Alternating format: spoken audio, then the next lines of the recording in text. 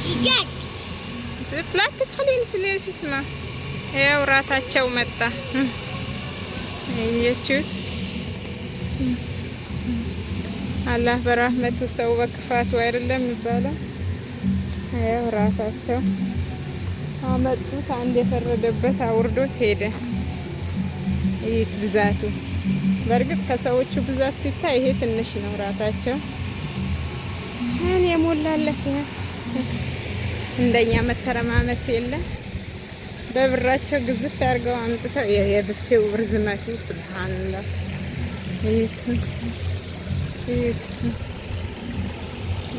ይሄ ብቻ አይደለም፣ ሌላ እዛም አለ። ይሄ በዚህ በኩል ነው፣ ያ በዛ በኩል ነው። ያው እንስራው ውሃ እያፈሰሰ ነው እንስራ። ይሄ ደግሞ እያበረደ ነው መሮሃ። የሌለም ነገር የለም። የአኺራቸውን ባናቅም የዱንያው እንግዲህ ሞልቷቸዋል። ወይ ካለው ተወለድ ወይ ካለው ተጠጋ አይደለ?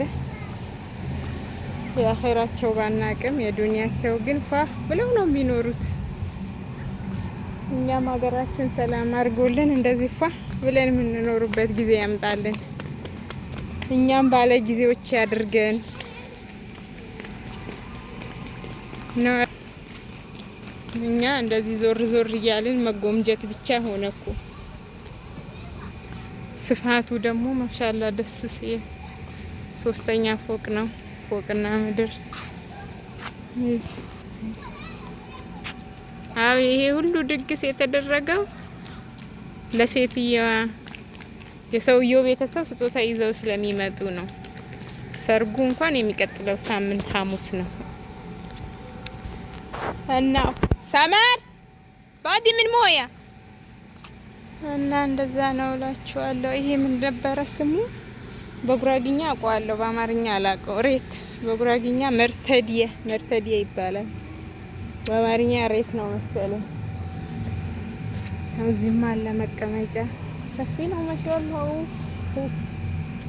ማማሩ በዛ ላይ የባል ቤተሰብ አይደል? ሽክ አድርገውታል በደንብ አድርገው። ስፋቱ ደግሞ ከዚህ ጀምሮ 3ኛ ፎቅ ነው። ቤቱ ራሱ ውስጡ ሲያምር። መቼም የዱንያ ነገር በዱንያም ታልፋለች እንጂ በጣም ነው ደስ የሚለው ወላሂ።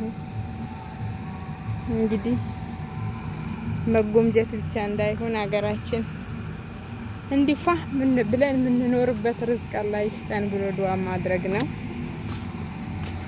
በጣም ነው የሚያምረው። ተምር አለ ግን ደርቋል። ዘንባባ ነው፣ ዘንባባ መሰለኝ። አንድ ሸቃሊት ዘጋ ተቀምጣለች። ምስኪን ረቢ ሸቃሊትን ቢሄድ የትም ምስኪን ነው እኮ ገለልተኛ። የፈለገ ቢሆን ያለ ሀገር ማማር የለም። ራቱ እነሱ እየጨፈሩ ነው፣ ራቱ እየቀዘቀዘ ነው። ይሄ በዚህ በኩል ያለው እስትራሃ ነው።